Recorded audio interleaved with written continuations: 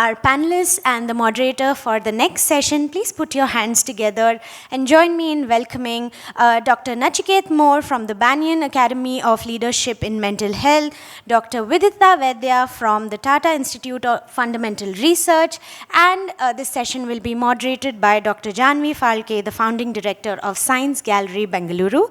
This session, titled Prevention is Better Than Cure, is going to explore mental health from various perspectives.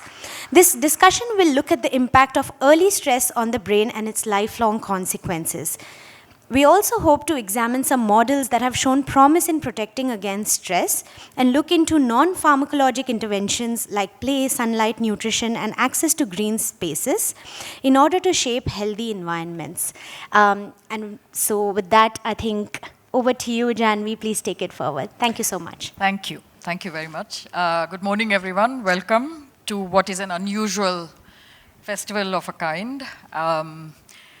It is my privilege to be moderating this panel, especially given the landscape that we today operate in. On the one hand, we have a sort of growing and ever-growing and expanding public discourse on well-being and mental health, where pop psych or apps have become the norm to go to feel better. At the same time, we also have a deepening of the understanding of what kind of research it takes to pull these things together. And somewhere in between, I think we have to begin to make sense of how we wish to lead our lives and how we want to understand well-being, mental health diagnoses and conditions in context. So it is, again, a privilege to be here, to be looking at a deepening of this research between the National Center for Biological Sciences, the National Institute for Mental Health and Neurosciences, coming together to pull this research together. And this panel could actually represent no better than any other this kind of deepening, because we have with us a fabulous researcher from the natural sciences and another fabulous researcher from the social sciences, who are both looking at this question and the circumstances around it in great depth. And we get to talk to them, and we also get to ask them questions at the end of it. So Vidita, let me start with you and ask you a little bit about the motivation, the design, and the outcomes of your research, and how one might actually then begin to speak to what Nachiket is doing from the findings that you have. So I'm a neurobiologist who works with rodent models, rats and mice. So I perhaps come from the absolute basic science end of that spectrum looking at this problem, with a view to trying to understand what shapes vulnerability and resilience to mental health disorders, to try to understand in circuits in the brain what are the molecular, cellular, circuit level underpinnings of what determines whether life history predisposes you to a vulnerability or may actually endow you with a resilience to life events such as stressors, and sometimes even genetic vulnerabilities that may influence the manifestation of anxiodepressive and other disorders. In rodent models, you have to look at aspects of the disorders. You can't clearly look at the whole spectrum. What you can look at are behavioral changes that mimic some of the sort of changes that one sees in mental health conditions. But they provide us a tool which is absolutely vital for us to have an understanding of exactly what is going on in the brain. In the absence of that, there is a tendency to treat the brain as a bit of a black box. And if you have that, then you can't resolve truly looking at interventions as well if you don't really have a deep mechanistic understanding of exactly what's going on in the brain. So I guess the basic science side of the spectrum is providing you the initial insights, which then need to go up the full chain and ladder to ask whether they hold true in human conditions, whether they are then potentially treatable, etc.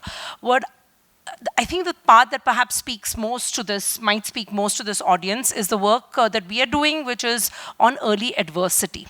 One of the most common risk factors across the board for every psychiatric disorder is a history of early trauma, early stress. It emerges from all the clinical and epidemiological data as one common major risk factor, and it is almost agnostic to the mental health diagnosis, in that you see it in substance abuse, you see it in obsessive compulsive disorder, schizophrenia, major depression and anxiety being the two most obvious ones, but early adversity is a common risk factor, which tells you something, that the brain in the early windows of life is clearly exquisitely sensitive to changes in the environment. And based on the nature of changes in the environment, you can leave imprints which are not deterministic, but change the possibility of, when interacting with altered circumstances in adulthood, the possibility of manifestation with a psychiatric condition, right? So in some sense, how would you study this in a rat or a mouse? That's the natural question that anybody has. Like, how are you actually even attempting to do this? And is there not a risk of anthropomorphizing and applying that to a rodent model?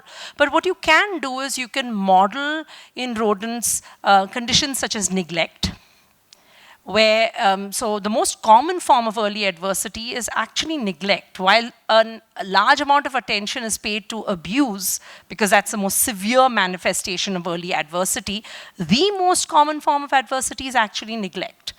And it's far more rampant than one realizes, right? And so if they just help us unpack neglect, what would neglect constitute? I think neglect, in some sense, is reflective of a reduction in the quality of care that the brain requires to reach its full potential, right? In a sense, it's not overt. Usually, in most of those cases, we're not, at least in the animal models, we're not talking about overt conditions where there's nutritional neglect, etc. When it gets overlaid and complicated with all of the metabolic challenges of, let's say, poverty, when, for example, when we're talking about adverse childhood experiences, more often than not, we're thinking about the individual. But this is overlaid with an adverse community environment, interacting with the adverse childhood experience to give you sort of a condition which is ripe to then manifest with neglect. So there are all of these factors. At the level of a rodent model, what we're looking at is deteriorated care, not the most optimal of care for the pups in their first few weeks of life. In the case of the rodent, it hits puberty within a month. So, that's a much shorter window that we are looking at. But the idea is, if you look at fragmented care or poor quality care or not optimal care, that's then the models that people are using in rodents to study neglect. And those sow the seeds that emerge across the lifespan based on what else happens in the lifespan. So I think that is what we look at. We actually look at what's happening at a molecular, cellular network level in the brain as in these models, and how that then emerges, and what you can do in the middle of all of that to change the trajectory. And that's why I want to emphasize it's not always deterministic. I think that's a very good warning, but also really appreciate the care with which you use words to not only establish that it's not deterministic, but also what we are able to claim and what we are not able to claim. And I think that's very, very important, especially in the context where the discursive presence of mental health, diagnosis, condition, the discussion on it, etc., is not only in the hands of experts, right? So Nachiket, I'll turn to you and your co-author E.T. have done the heroic task of going through a significantly humongous number of papers to understand what it is that surfaces when we look at mental health well-being in society. So may I ask you to say how does your data, for example, on the kind of things that Vidita spoke about, which is, childhood, neglect, care, lack of it, how does your data speak to that? It's really wonderful to have the opportunity to, talk to both of you about this work. And, what I love about what Dr. Vaidya said is, when as empirical researchers, when we look at what the hard science is saying, what the brain is saying, and you find some resonance, that tells you that you're onto some mechanisms that actually make sense. So as you pointed out, this work that I'm presenting and talking about is with my co-author, Iti. She's right there in the audience. And indeed, we come at it from a very different perspective. Looked at a lot of material to see this common challenge that we are all engaged in, which is what does one do about this growing and large mental health burden? And just so that people have a sense of the numbers we were working with, the estimate is somewhere near 200 million people have some form of impairment I wouldn't call it disease, I wouldn't call it disorder, but some impairment in the way that they can function. We expect this number to grow. Again, nobody has a clear sense of what that number might be, but we think 300 million is a number that one could be talking about as a number. So the challenge that we were engaged in was to try and understand what does one do about it. Most of the ways in which we were, the feedback we were getting is psychiatrists, psychologists, more medical people, only 10,000 psychiatrists in the country. It's not possible for us to deal with the challenges that we have. And that's really the issue that we began with, to try and see what is the reality. What we find is actually much more promising, much more promising, and building off, in some ways, this idea that Dr. Vidita said, it's not deterministic. What happened to you was unfortunate, but it's not as if now you're doomed for life. There is stuff that can happen. And our estimate, and if you're interested in the modeling work, do talk to Iti. She spent a lot of time trying to think about how do we quantify some of this. As economists, that's one of the questions we are asked: how much money, how many people, those kind of issues. What we find as a broad estimate, that in order to bring this burden down by nearly 70%, not zero, and there is a little bit of that journey to zero, that there are some issues to worry about.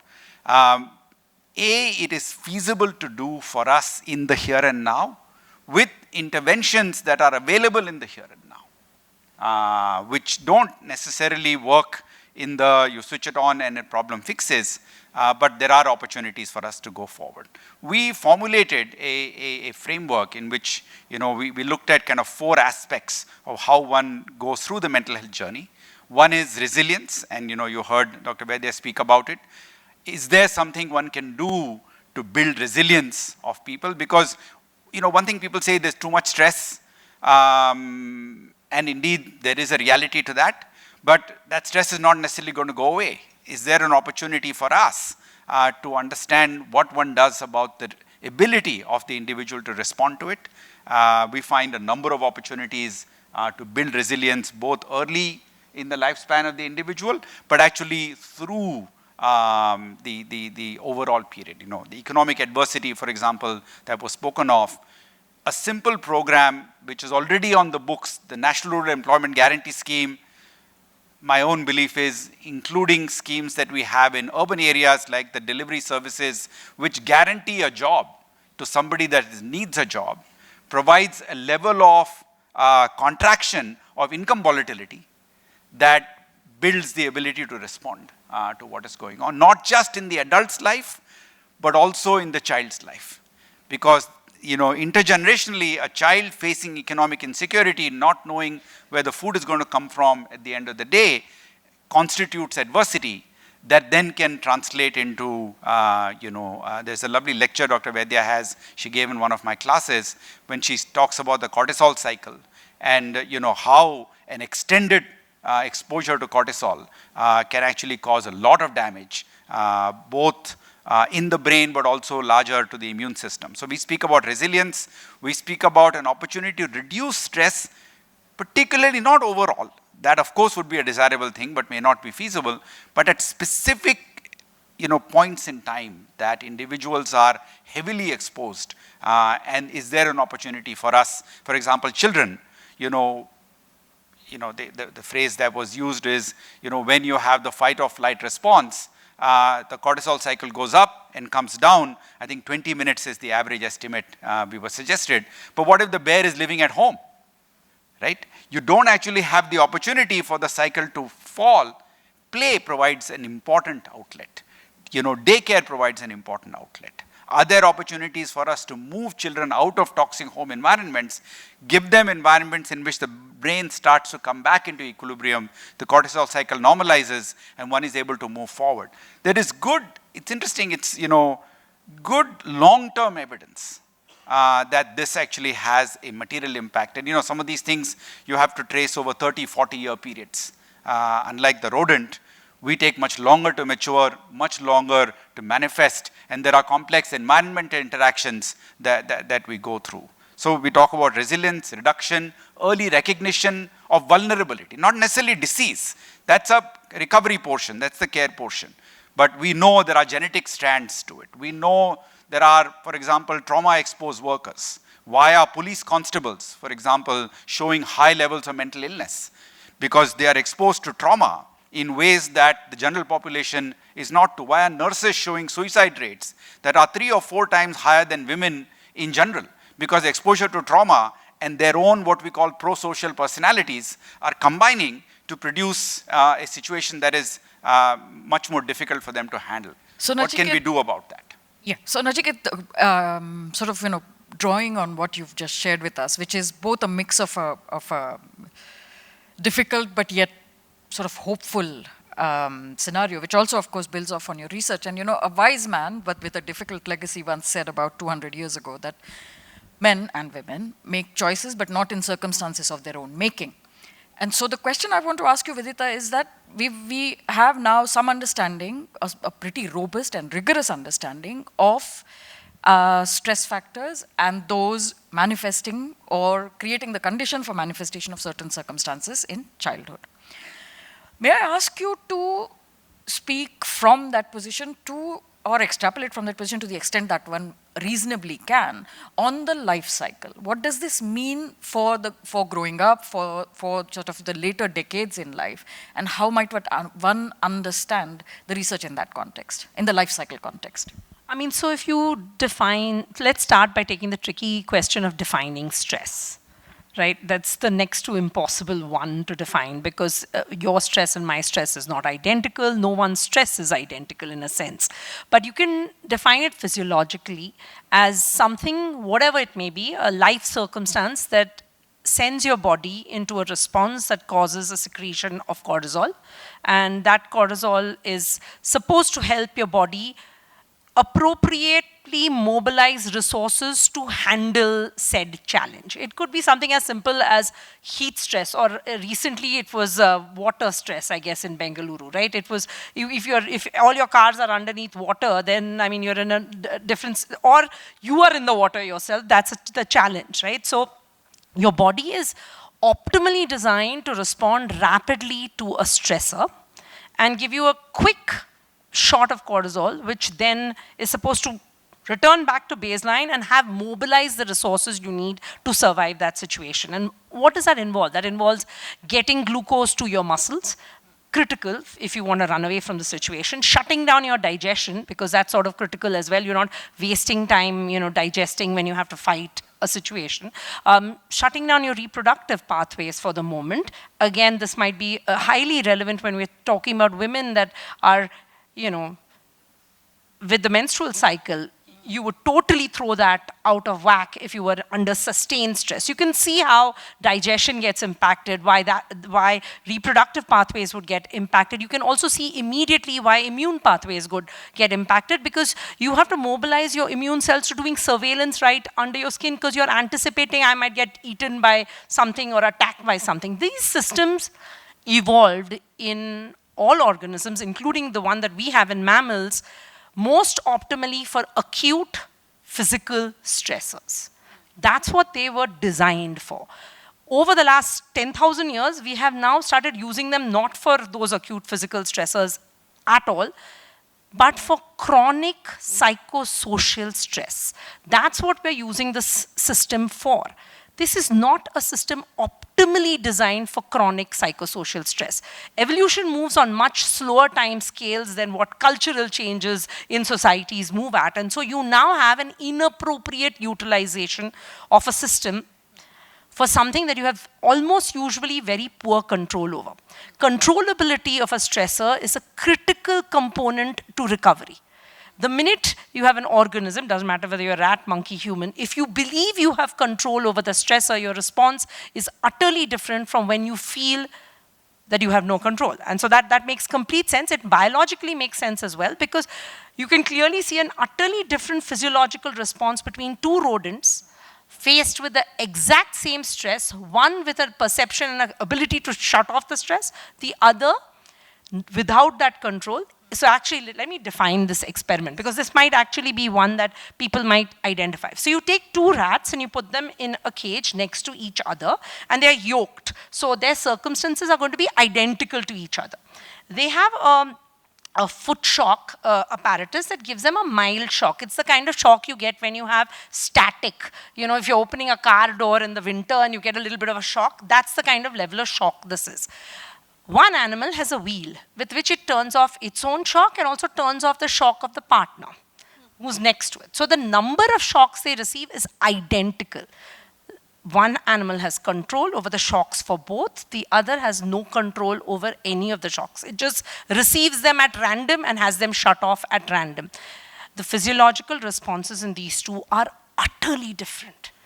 You end up with long-term consequences only on the animal who has no ability to control the shock, which means if something as simple, because the severity of the stress is identical for both, the number of shocks are identical for both, but one animal has the ability to shut it off. And that perception of control in the brain is vital to being able to cope. And so this has been shown multiple times in rodent models. The reason I'm emphasizing this is controllability is something that is circumstance regulated and could be regulated by environment so strongly. You're not actually changing the stress, you're just changing your working perception of it, and that has a profound effect on the organism's biology. So in some sense, what the data is strongly pointing to is that over time, a system that evolutionarily designed so optimally for acute physical stressors is now being used for chronic psychosocial stressors over which you have minimal control. And as a consequence, instead of cortisol levels going up and coming right back to baseline quickly, they tend to come back to baseline over a much longer period of time. You end up bathing the body and the brain with higher levels of cortisol sustainedly. And this manifests differently at different epochs of life. So coming back to your question, Janvi, which is, how does this matter when the stress is? The stress timing matters. So it's even an identical stress will have a different impact on an organism based on when in its lifespan it faces it. It's most sensitive in the first vulnerable, critical period of life. In a sense, the window in which your stress response pathways are using life experience to decide where they want to set their level of alarm. Perhaps that's the best way to define it, right? There's a window of early life, it's called the stress hyporesponsive period, in which usually it's a caregiver with the animal. And so there's usually expected to be low level of stress during that window of time. But the organism is, in a sense, scoping out its environment to decide, I better prepare for this much level of alarm in my stress response pathway because I'm using my early window to predict what I might see in the decades that come or in the months and years that come for a rodent. And so, of course, it makes sense to have a high alarm system and hypervigilance system if you got exposed to a lot of stress, because actually that's a survival advantage. It's not necessarily, there's a reason why biology is priming you for that, because you want to be able to respond quickly and to get yourself out of a situation where you perceive threat. So the system gets set up for that. And when there is a mismatch and that system is on continuous alarm for inappropriate circumstances, there's a cost. And the cost gets paid across the lifespan. I also want you to walk away realizing that everything is not maladaptive. There are also adaptive advantages. So yes, if you are at hypervigilance, there might actually be a survival advantage to being at hypervigilance because it protects you to be quick to recognize potential threats. And that's the adaptive attempt of any organism to sort of manage the environment in which they are. But there is a cost to that hypervigilance as well. Sustained hypervigilance comes with a cost which causes deterioration of multiple brain circuits, but also body components. So body is really keeping score in a sense.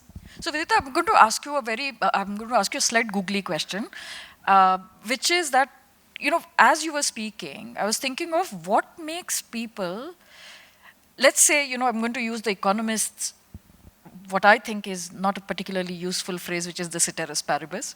So let's assume the circumstances, let's assume that many things are kind of more or less stable. What would make a person not walk out of a stressful situation? And both, well, all of us, but in the room, but also the three of us can think of many situations where people persist. So women in abusive marriages, children in a classroom where, you know, at least at the age of 2 or 3, you can actually storm out, but they don't. Or a person in a very, very difficult working environment, what makes people not walk out? Okay, I can't answer it for people. Can I go back to my rodents? Rodents, please, absolutely. Okay, Life I'm according just to going to go rodents, back as to she my said. rodents because I at least can come up with an experiment that I think answers this question to some extent. So this is beautiful work coming from Regina's lab at NYU, where what they've asked is in early life, when the main caregiver for this species, so this is a rat, and the main caregiver for the rat is its mother because there's no paternal component for that species. It would be, so just don't be careful when you're extrapolating it, and let's not put an excessive burden only on women here. Here the caregiver happens to be a female dam, right? At that moment, a pup is developing its attachment strongly to its dam in those very first few weeks of life. Now if you pair a shock, again a mild shock, with the odor of the mother in the first 2 weeks versus after that, what happens is there's a critical period in which shock becomes appetitive, as in you get drawn to the shock. Okay, so that's an indication that there is a window in which, because of that association in the brain that's being made between the caregiver and actually what is a fairly aversive shock, the shock switches to being appetitive. It becomes a potential indication of some place where you're likely to also find your caregiver. The reason I'm using this example is that it's, I mean, you know, it's a scary example, but it also tells you that the brain is simultaneously dealing with multiple conflicting signals. One conflicting signal that tells you here's an aversive situation, but another where the appetitive element or the positive element outstrips the cost of the negative, and between these two, depending on the stage of life, you flip to taking the cost because you want to get all the benefit that you're getting with it, right?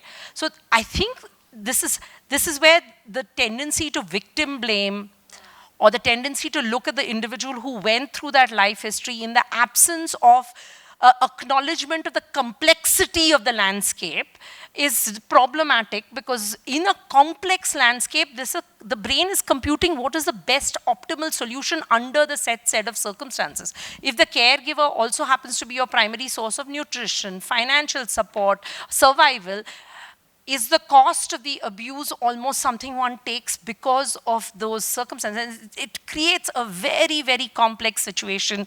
And I'm giving you a rodent model in which the complexities have been brought down to an absolute minimum. And when you bring them down to such an absolute minimum, you still see this sort of so in a situation with humans or even with non-human primates where the complexity scales significantly, one can anticipate that these situations make decision-making extremely difficult for a brain.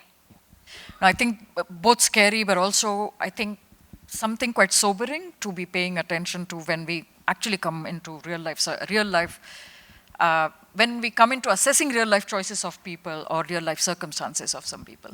So Nachiket, I'm going to come back to you and ask you about, you know, you did bring in the notion of public health at one point in your answer to the earlier question I had. So there are various levels at which these interventions might work to create circumstances that hopefully allow for better choices. So there's the individual level, so there's individual, and then there's the outdoors, there's of course, but also it's the home, it's the school, it's the workplace, and then there's the sort of larger system which we are a part of.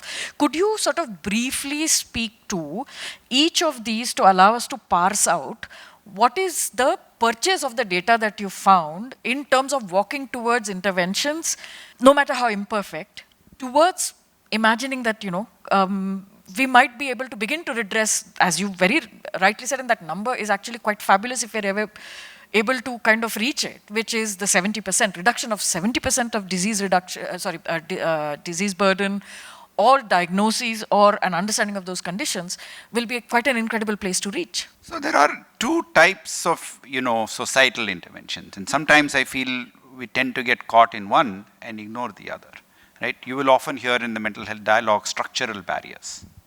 The challenge is structural barriers that they are structural, and changing them could take you decades, maybe 100 years, And sometimes you get stuck. We say until those structural barriers change, we can't do anything about the here and now. In our work, what Iti and I found is that there are actually two opportunities that you have. One, there are immediate actions one can take. For example, if you take the school as a venue, we use the phrase venue to describe these various locations.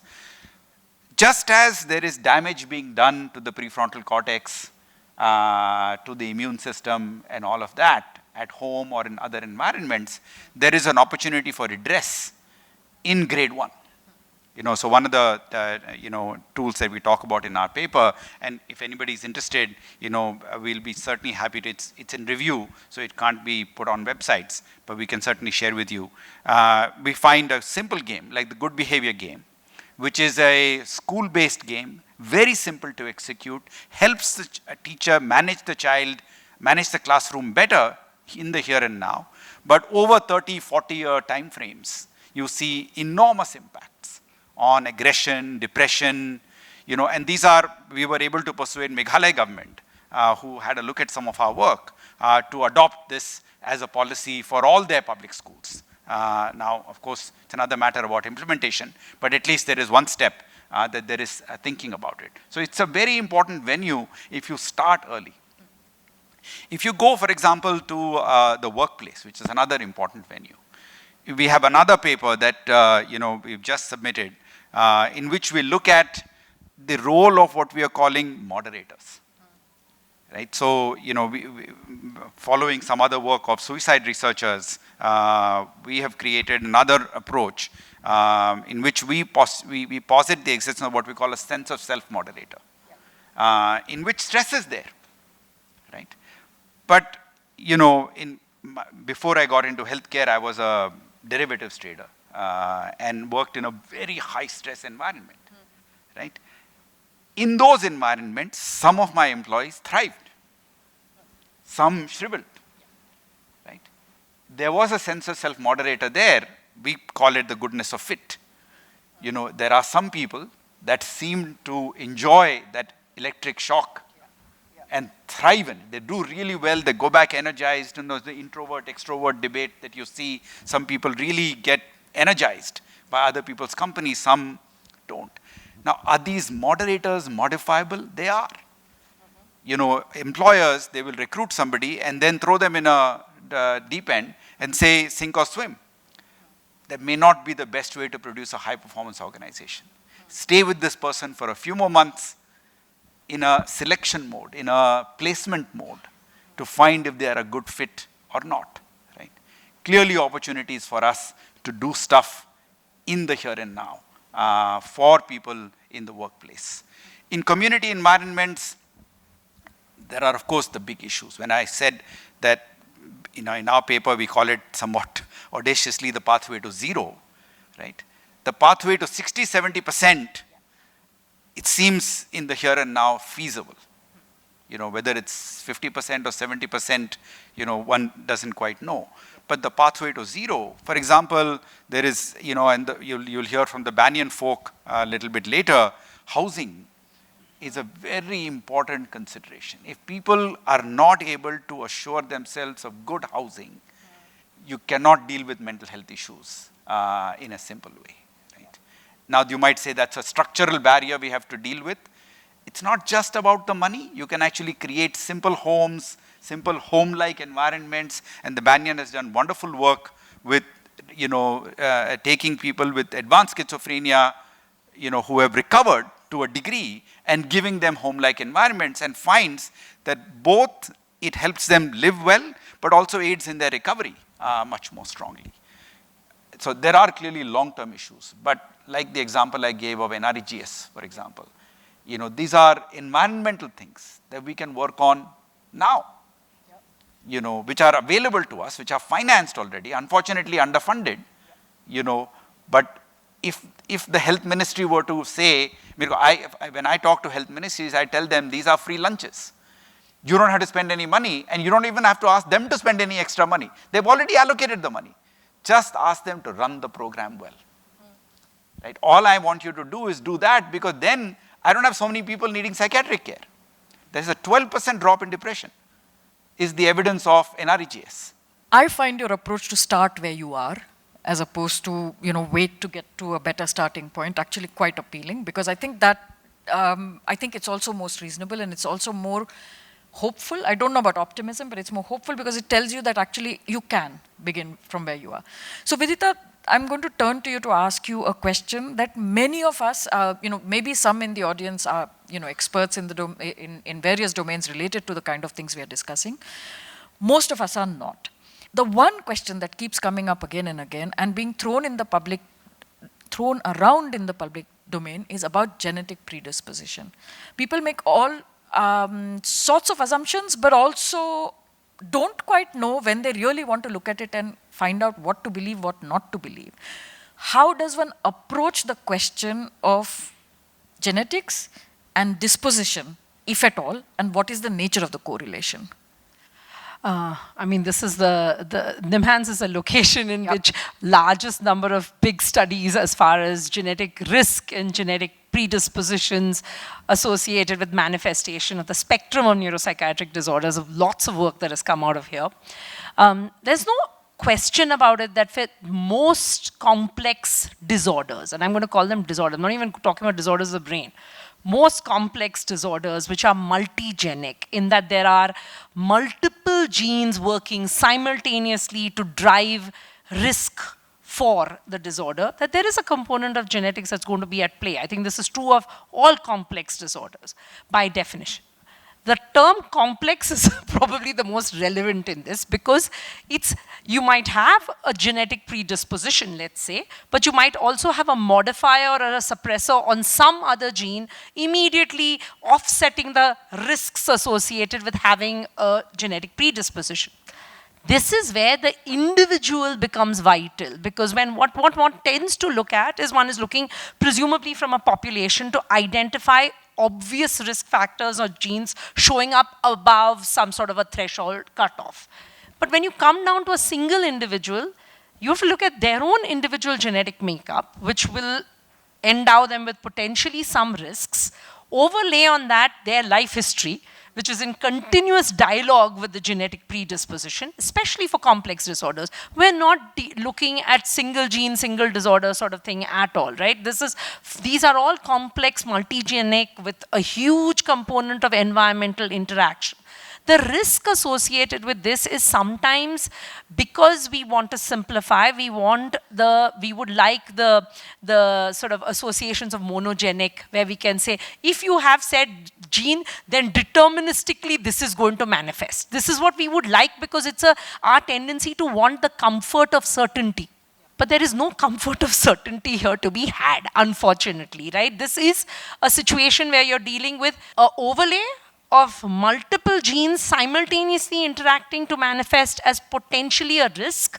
Again, not utterly deterministic, but certainly enhancing your risk. So there's no question about it that several neuropsychiatric disorders do have a familial component, where you can see them manifesting in different individuals with a different sort of possible diagnosis, but showing up in families.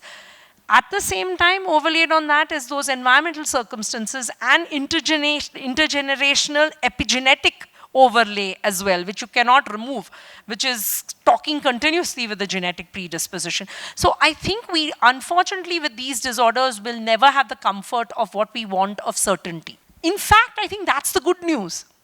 I would rather think of this as that is the good news. Because of the complexity of it, there leaves room for continuous possibility of offsetting some of the genetic risk.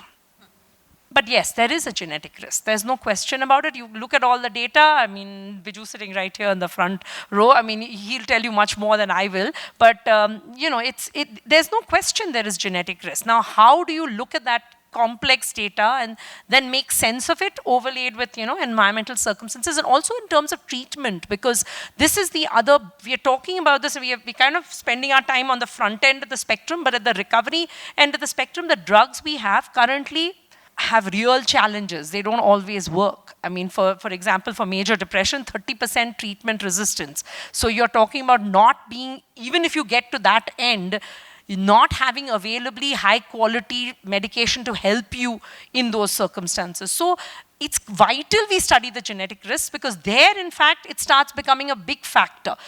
Genetic vulnerabilities manifesting at the same time with treatment resistance. So to appropriately handle that patient population, you need to know that. But yeah, unfortunately, our tendency to want the palatable, quick, monogenic, give me a quick, is not going to come from this family of disorders. It's not going to come from most disorders that we are dealing with, because the low-hanging fruit, lots of it is gone. The single gene, obvious link to a certain disorder, that pool is a much smaller pool. We are now dealing with all the disorders. We are dealing with non-communicable diseases, big spectrum, multigenic, multi-interaction with environment, lots of room for modification and alteration. So yeah, I mean, that's the answer I have. I don't know if that's a good answer, but it's the answer we're going to get. Just building on that a little bit, you know, in our paper we look at, for example, bipolar disorder and schizophrenia. There is clearly a familial link. First order relatives can have 6 or 7 times higher risk of getting this issue. We also know one of the reasons why children are so important, young people are so important, a lot of this disease manifests before the age of 14, before the age of 24. Schizophrenia does have a slightly longer tail, but you get it pretty early. If you are from one of the reasons why we talk about recognize, whatever little evidence we understand, and I fully recognize there's a lot of work to be done ahead. But even now what we know is that if you are indeed at higher vulnerability because of genetic predisposition, avoiding dislocations, severe dislocations in your life, you know, in vulnerable periods could be beneficial. Right? Just, you know, what Dr. Vaidya was saying, we don't have determinism. We don't know. And, you know, the evidence will build as all this research goes forward, will give us sharper ideas. But, you know, and if you do know that you are likely to be, one thing we do know is that if you multiple relapses of schizophrenia, the drugs become less and less effective. The earlier you can catch it, the earlier you can start working with the person, the more likely you're going to be able to, you know, give a sustained opportunity for well-being than if you waited until, you know, you saw the 5th relapse. Again, genetic predisposition can help us. It can stigmatize, so one has to be careful here, but it can help us respond quickly. That does allow me to ask my next question to the two of you before we open to our audience for questions, which is that, you know, when one has the privilege of actually working through a situation of this kind, then one can. And otherwise, it becomes that much more dark. May I ask you both to suggest maybe, you know, 1 or 2, or maybe 3 things, since I love working with the Holy Trinity, maybe 3 things that one could do just as an aware citizen with, you know, the fact that we are in this room is witness to a certain kind of privilege that we all have. What are the things one might actually pay attention to? And let me sort of evoke a phrase that, Vidita, you've earlier used, which is that of the plasticity of the brain, right? Like, which speaks to the fact that this is not deterministic and one may actually be able to do something about it. So if I may ask you to say 1 or 2 or 3 things that one might actually watch out for, do, and then similarly with you, Nachiket, and then we can open up for questions. Okay, so I'm again going to use my rodent lens on the universe, only because that's the space I'm not a clinician. I'm a neurobiologist that works with animal models, and what I can see in animal models is the remarkably good news is the brain is a really plastic structure. So there's working room continuously across the entire lifespan for the possibility of repair, reorganization of those circuits. And like any circuit that undergoes training continuously, training a circuit promotes its plasticity. So in some sense, the buzzword, if people used to be used in the decade of the brain, I think it's a century of the brain, but anyway, decade of the brain was use it or lose it, right? Which is use your circuits, you use them most effectively, they are more likely to work optimally for you. So I would say that the low-hanging fruit, and that seems to be obvious for the nervous system, is in terms of promoting plasticity in multiple circuits, but in particular in those parts of the brain that is involved in the regulation of emotional behavior and emotion, is exercise. The data on this is rock solid. I'll also tell you the good news on it is it has to be voluntary exercise. It can't be forced exercise. So in animal models, when they've put animals on a treadmill where there was no choice but to run versus the availability of an exercise wheel to choose to run on, the choice element is critical. You might run the exact same distance, but if you're forced to do it, you don't get any of the benefits. You need to actively choose to want to do this. So, I mean, exercise can come in many ways, shapes, and forms. It's the one that gives you the greatest amount of perhaps pleasure is the form of exercise, then that has the best impact on your nervous system. It might be, you know, going for a walk for somebody. It might be something else for someone else. There is no one definition of what one is calling exercise. But the data on this is so solid that it works similar to multiple pharmacological antidepressants at promoting plasticity in the nervous system, that at the milder end of the spectrum, and that's where we are in our discussion,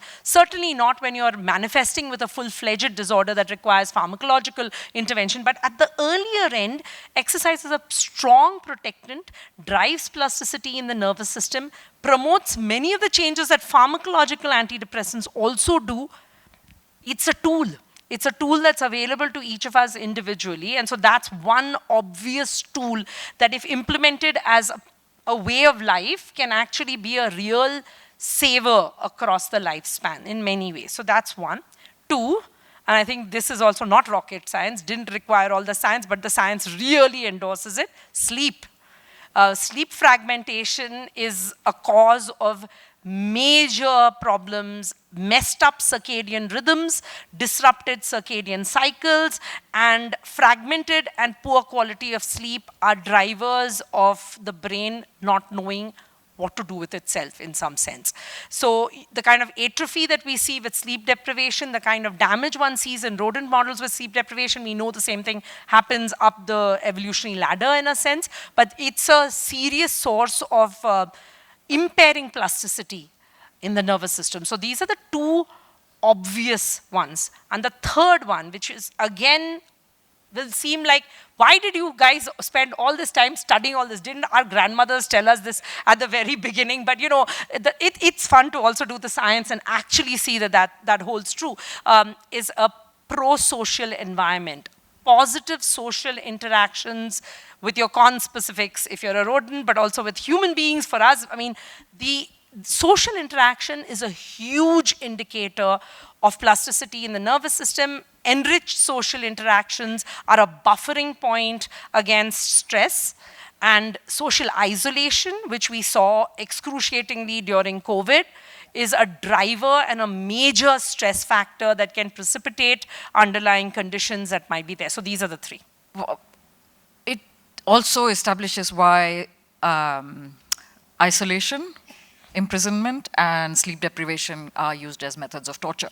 And I think that's something to bear in mind. Nachiket, very quickly, your 3 points, and then we'll throw it open to our audience. I mean, I would say, you know, the big issue that Iti and I learned when we started doing this work is that, you know, and this is something we need to hold at the forefront in our minds, that there is a lot we can do as individuals, as communities, as workplace engagement, you know, people. We don't have to wait for the psychiatrists and the psychologists for this to happen. We find strong evidence of simple things that can happen in different venues. And insisting that these be made available, these be, you know, I was getting somebody's advice on this idea of an extractive workplace versus an investing workplace, right? As an important sense of self-modifier. Because a workplace that says, I hired you, I paid you a lot of money, and I'm going to squeeze the juice out of you, right? Doesn't help the workplace also. It's not that there is a win-loss here, right? Demanding that these workplaces not exist or they modify is actually extremely important. You know, so I would say, to my mind, that would be the one message. Second, the way I see it is that I'm not a psychiatrist. I'm not even a scientist in that sense of the word. My own understanding is that if I look, for example, at this approach, what they call perspectives in psychiatry, right? We have used the word disease too loosely to describe a lot of conditions that could be PTSD. You know, it fits so beautifully with this idea that Dr. Vaidya suggested earlier, that PTSD is an evolutionary response to make your body super sensitive to a trigger in the environment, because the last time the saber-tooth tiger didn't eat you, the next time it could, right? It's not necessarily a disease in the same sense bipolar disorder is, in the same sense schizophrenia is. And therefore, there are ways in which one can deal with it without the stigma, without the, all of the issues that are associated with what we call mental disorders. I would say the second thing is to just make sure that we are aware of it, right? The third, and some of this stuff, in schools, etc., has started to get a little bit of a bad, you'll see many schools focus on IIT preparation and this preparation and that preparation, and then worry that at the end of it, why are we getting so much of mental illness? But what happened to play? What happened to artwork? What happened to, so many other dimensions which allowed the brain to actually adjust? And, if you look at schools in Finland, why are they able to show such high performance? It's not as if they don't have stress. It's that they are able to manage this cortisol cycle or whatever it is that is going on in a much better manner. Then we think by putting somebody from kindergarten into a joint entrance exam preparation, we know it's not going to work. Yeah, I mean, circumstances are, upward social mobility, for example, is a much bigger question in India than and parts, other parts of the world, as compared to, Finland. So, of course, the stress travels from home into school, which is why I thought we would get better at it. We are getting worse at it. Okay, well. What we are not recognizing is to get to that social mobility, we have to manage this much better than simply hitting the horse again and again. After a while, the horse collapses. Lots of dead horses. Okay, so we have time for about 2 questions, maybe 3, depending on how quickly we answer your questions. So, over to you. Why is that, we are not able to influence the government to have psychology as one subject, at least from 5th or 6th standard onwards? Because that can actually help a lot in terms of creating awareness right from that stage, so that early awareness definitely will impact a lot in the long run, as Sir was pointing out. Your Meghalaya experiment you were saying. No? So why is that in national education policy, why is that we are not able to influence the government? That is one thing. Second, quickly. Yeah. Yeah. Second thing is that when we were talking about the pressure in the environment in corporates, the easy indicator is the attrition rate. Now, when the attrition rates are high, why is that? Maybe we can suggest that the government can actually go in for a higher tax burden on the corporate who has got a higher attrition.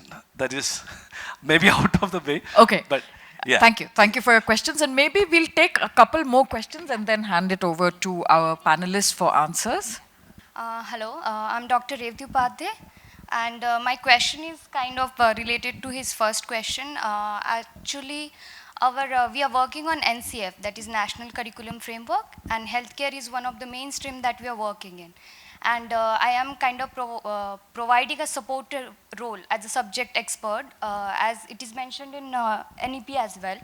So I just wanted to ask, my question is that we have incorporated mental health into the curriculum, which will be from 9th and 10th standard for students. But I think we also need expertise for the trainers, that we should have trainers and teachers who can teach that subject and that topic to the students. And same, I think, going along with kids and child, I think we should also have something which can teach parents or, the caregivers or caretakers we are talking about. They should also have this training, or they should also be aware about this topic. So what is the feasibility about that, and what can we do about that thing? I think Nachiket sir talked about, child care and student and education policy. So yeah, that is my question. Sure. Yeah. Thank you very much for your question. A very important question. And one more question, and then I will hand it over to our panelists to answer. Hi. So my question is, how do we identify any of the, before the mental health illness manifests as a disease, there are certain signs, right, that something is not right. How do we recognize that, okay, like how, like you said, lack of sleep is one, right? So what are these 2, 3 other things that we as normal public can watch out for to be, like to kind of manage our mental health? If you could elaborate that, thank you. Okay, so maybe just one more here, and then I'll. I'm Dr. Sukanya. So my question is, all mental health issues have to deal with lot of stigma. No, even coming out and accessing the counseling services, or just to talk to even a family member that you have a mental health issue. All these things, no matter whatever forums we have and policies and centers have been set up, but still people will be suffering in isolation. They will not come out and immediately avail it, because the person will not be in a position to Yeah. do May I ask you anything, to yeah. ask your question so that we can then hand over to our. Yeah, so how do you respond to this? Because there is a barrier, no? You cannot, no matter whatever the talk is, the person, the mentally ill person, the person who is suffering from mental health issues will be in an isolated state. And the family members will not always be in a position to support throughout or no, give care services. So. Okay.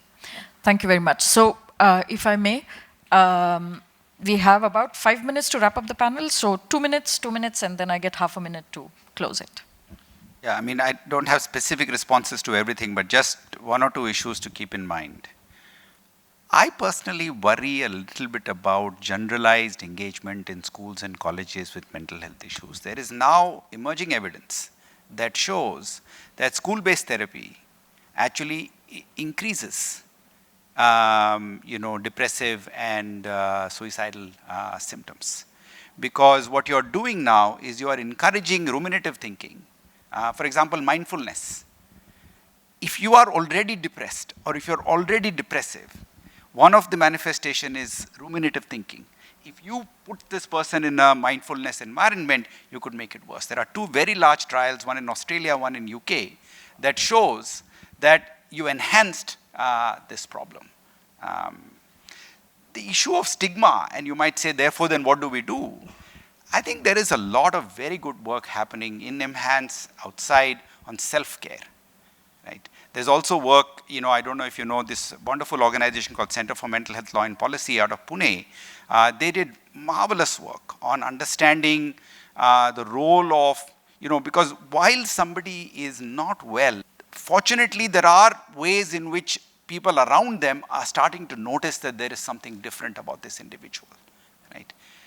Are they empowered with resources? Are they empowered with tools that they can recommend to young people to start to use early? Short course self-therapy has proved to be an important tool that one can start to make available to people, doesn't have the stigma associated with it, can inform, can guide in ways that are quite useful. So I'll just stop here. Yeah. I'm sure you will be able to catch them as soon as the panel's over. So over to you, Vidya. So I wanted to come back to the point of how does one incorporate this into early exposure to not just school-going children, but also the pool that's doing the caregiving, right? I think in some sense, rather than thinking of it as an interventional approach, perhaps it should just be incorporated into information that young kids grow up with, where discussing the brain, the body, what it does, its full extent of potential, the challenges it can face, becomes something that's an integrated element. I always worry about dissociating it from everything else as a module that then has to be taught, right? The worry with that, this is true for sexual and reproductive health as well. It becomes segregated as a module. It should just be inbuilt into curricula such that there is information about the brain being provided to young kids continuously. I think that there's certainly, we require a license to drive a car. We do not require a license to be a caregiver, a parent or an aunt or a grandparent. It's remarkable, right? Of course. Why? Because we're worried that if we drive the car and don't know what we're doing, we might go and bang into multiple people and cause huge amount of damage. But as caregivers, we have potent impact on the individuals in our life. And so there's certainly room at a community level to work collectively to bring, support groups have their role, etc. I think, for example, one major issue is postpartum periods for women, where having a support group and a strong supportive community can directly change the entire childbirth experience to one that one can actually go through without having all the challenges that come postpartum. There's room for community level support slash that sort of thing to be integrated into our lives to a much larger extent. But those of you who are framing curricula, please don't make it a segregated standalone like sexual and reproductive health, which will then get put at one category, mental health. I think all of this is to just get integrated into coursework and curricula so that it doesn't get put as this is a topic that we have to now cover. Yeah. So I think, there's a metaphor that was once used by a colleague of mine about writing history. But it's like, he was talking about theory. What he said was that it's like it's like a drop of ink in water. That it should inform how you approach things as opposed to putting it as a vacuole separately. And I think that's what Vidita is saying. That's what I hear Vidita to be saying. You said it much more eloquently. I will happily cite my dear colleague for having, equipped me with that metaphor. But you spoke also about community, public spaces. The mayor of Helsinki recently, since we also referred to Finland, and this is something I say time and again when I get the opportunity, has talked about or has spoken about the public library in the city of Helsinki as the public's living room.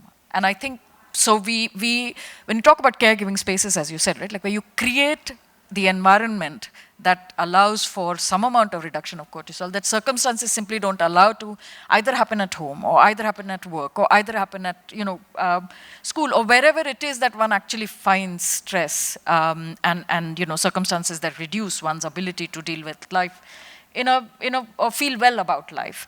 And so public spaces are important. I have, individually, not that this is the occasion to bring it up, lived, I think, for the last few years with an abundance of both adrenaline and cortisol. I have no idea what that does to oneself.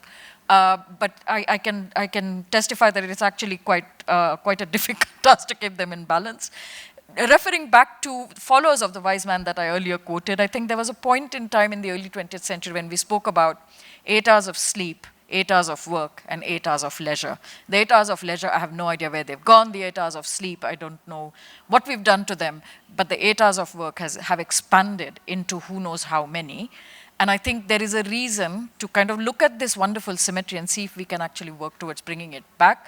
Those of us, of course, who have the privilege to do anything about it at all. And for the others, as Nachiket has left us with an optimistic, I take that back, hopeful suggestion towards reconsidering the opportunities that we have at hand, start from where we are in order to find the way forward, and to work on all of this or through all of this, knowing very well that if one in fact had that privilege, one could work with the brain's plasticity to create better circumstances for oneself. Thank you very much for your attention and for your questions, and I trust you'll enjoy the rest of the day.